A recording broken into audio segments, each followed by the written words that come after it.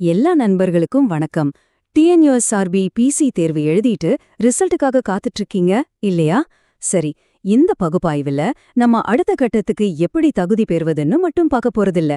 அதையும் தாண்டி அந்த ஃபைனல் ஜாப் ஆஃபர் வாங்குறதுக்கு உண்மையிலேயே என்ன தேவைப்படுதுன்னு ஆழமா பார்க்க போறோம். சரி, இப்போ எல்லாரோடைய மனசுலயும் இருக்கிற ஒரு பெரிய கேள்வி இதுதான். நான் எடுத்த மார்க்கு போதுமா? எனக்கு வேலை கிடைக்குமா? கவலையே படாதீங்க, இது முடியும்போது உங்களுக்கு ஒரு தெளிவான பதில் கண்டிப்பா கிடைக்கும். நம்ம முதல்ல போட்டி எப்படி இருக்குன்னு பார்த்துட்டு அதுக்கப்புறம் இந்த செலெக்ஷன்ல ரொம்ப முக்கியமான கிங் மேக்கர், அதாவது நம்ம பிசிக்கல் டெஸ்ட்டை பத்தி பார்க்க போறோம். அப்புறம் இந்த வருஷத்தோட கட் ஆஃப், அதுவும் கம்யூனிட்டி வாரியா என்னவா இருக்கும்னு பார்த்துட்டு கடைசியா நீங்க அடுத்து என்ன செய்யணும்னு தெளிவா சொல்ல போறேன். வாங்க உள்ள போலாம். முதல்ல நாம ஒரு முக்கியமான விஷயத்த புரிஞ்சுக்கணும். எழுத்து தேர்வுல பாஸ் பண்ணி பிசிக்கல் டெஸ்ட்டுக்கு கூப்பிடுறதுக்கும் உண்மையிலேயே வேலைக்கு செலக்ட் ஆகுறதுக்கும் நடுவுல ஒரு பெரிய வித்தியாசம் இருக்கு. எழுத்து தேர்வு மார்க் அடிப்படையில தோராயமா ஒரு 18,000 பேரை பிசிக்கல் எலிஜிபிலிட்டி டெஸ்ட்டுக்கு கூப்பிடுவாங்க. ஆமா, இது ஒரு பெரிய நம்பர் தான். ஆனா இதுதான் இறுதியான செலக்ஷனா? இல்லவே இல்ல. ஏன்னா மொத்த காலி பணியிடங்களோட எண்ணிக்கை சுமார் 3,300 மட்டும்தான். இப்போ இந்த 2 நம்பருக்கும் உள்ள வித்தியாசத்தை பாருங்க. போட்டி எந்த அளவுக்கு கடுமையா இருக்குன்னு இதுலயே நமக்கு தெரிஞ்சிடும். சிம்பிளா சொல்லணும்னா, ஒவ்வொரு வேலைக்கும் 5 பேருக்கு மேல போட்டி போடுறாங்க. அதனால எழுத்து தேர்வுல நல்ல மார்க் எடுத்தா மட்டும் பத்தாது, அது வேலைக்கே எந்த உத்தரவாதமும் கிடையாது. அது அடுத்த கட்டத்துக்கான ஒரு என்ட்ரி டிக்கெட், அவ்வளவுதான். அப்போ ஃபைனல் செலக்ஷன்ல எது ரொம்ப முக்கியமான பங்கு வகிக்குது? அதுதான் நம்ம உடல் தகுதி தேர்வு. இது நாம ஒரு கிங் மேக்கர்னே சொல்லலாம். ஏன் அப்படி சொல்றோன்னு இப்ப பார்க்கலாம். எழுத்து தேர்வுல நீங்க 1-2 மார்க் குறைவா எடுத்திருந்தா கூட கவலையே பட வேண்டாம். ஏன்னா இந்த பிசிக்கல் டெஸ்ட்ல கிடைக்கிற 24 மார்க் உங்க ரேங்கிங்க தலைகீழா மாத்திர சக்தி கொண்டது. அது எப்படின்னு ஒரு உதாரணத்தோட பார்க்கலாம். இந்த ஒப்பீட்ட பாருங்க. தேர்வர் ஏ ரிட்டன்ல 61 மார்க் எடுத்திருக்காரு. ஆனா பிசிக்கல்ல 20 மார்க் எடுத்ததால அவரோட மொத்த மார்க் 81.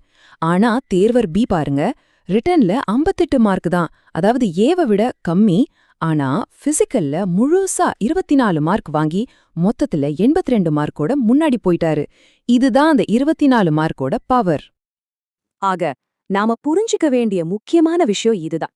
உங்களோட ஒரே இலக்கு பிசிக்கல் டெஸ்ட்ல முழுசா 24 மார்க் வாங்குறதா மட்டும்தான் இருக்கணும். இதுல எந்த விதமான சமரசமும் செஞ்சுக்காதீங்க, சரியா? சரி, இப்போ இந்த வருஷம் எதிர்பார்க்கப்படுற கட் ஆஃப் மார்க் என்னன்னு டேட்டா அடிப்படையில பார்க்கலாம்.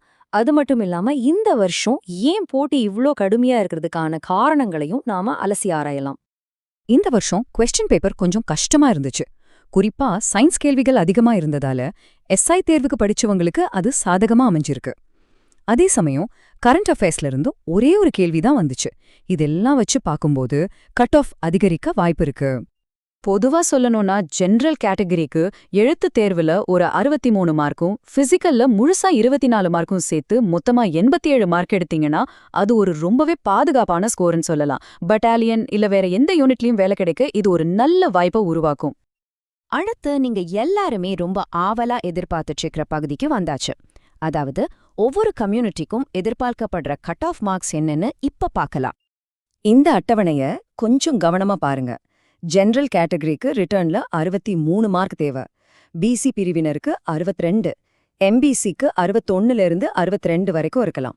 எஸ்சி மற்றும் எஸ்டி பிரிவினருக்கு சுமார் 60லிருந்து 61 வரைக்கும் தேவைப்படலாம்.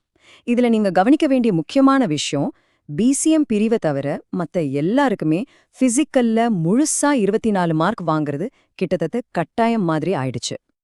பெண் தேர்வர்களை பொறுத்தவரைக்கும் கட் ஆஃப் மார்க் ஆண்களை விட குறைவாதான் இருக்கும். எழுத்து தேர்வுல ஒரு 56லிருந்து 58 மார்க் வாங்கி பிசிக்கல் டெஸ்ட்லயும் நல்ல பெர்ஃபார்ம் பண்ணீங்கன்னா வேலை கிடைக்கிறதுக்கான வாய்ப்பு ரொம்ப பிரகாசமா இருக்கு. ஓகே, இப்போ இந்த எல்லா தகவல்களையும் வச்சுக்கிட்டு நீங்க அடுத்து என்ன பண்ணணும், அதுக்கான தெளிவான ஆக்ஷன் எடுக்கக்கூடிய வழிகாட்டுதல்களுக்கு இப்ப போலாம். உங்க மார்க் பொறுத்து உங்க அடுத்த கட்ட நடவடிக்கை ரொம்ப தெளிவா இருக்கணும். நீங்க போட்டிக்குள்ள இருக்கீங்கன்னு தெரிஞ்சா ஒரு நிமிஷம் கூட வேஸ்ட் பண்ணாம உடனே பிசிக்கல் ட்ரெயினிங்க ஆரம்பிங்க. ஒருவேளை மார்க் கம்மியா இருந்தா மனசு தளர விடாம அடுத்த தேர்வுக்கு தயாராக ஆரம்பிங்க. இந்த முறை உங்களுக்கு வாய்ப்பு கிடைக்கலன்னா இது முடிவே கிடையாது. வரப்போற எஸ்ஐ தேர்வு, எஸ்எஸ்சிஜிடி, குரூப் 4ன்னு நிறைய வாய்ப்புகள் உங்களுக்காக காத்துக்கிட்டு இருக்கு. நீங்க இப்போ பண்ற பயிற்சி கண்டிப்பா அடுத்தடுத்த தேர்வுகளுக்கு ரொம்ப உதவியா இருக்கும். முயற்சியை மட்டும் கைவிட்றாதீங்க. கடைசியா ஒன்னே ஒண்ணுதான். இந்த துறையை தேர்ந்தெடுத்த நண்பர்கள் கொஞ்ச காலம் மட்டும் கடினமா உழைச்சா போதும். தொடர்ச்சியா படிச்சுக்கிட்டே இருங்க. நிச்சயமா உங்களுக்கு ஒரு அரசு வேலை கிடைச்சே தீரும். உங்க எல்லாருக்கும் என்னுடைய வெற்றி வாழ்த்துக்கள்.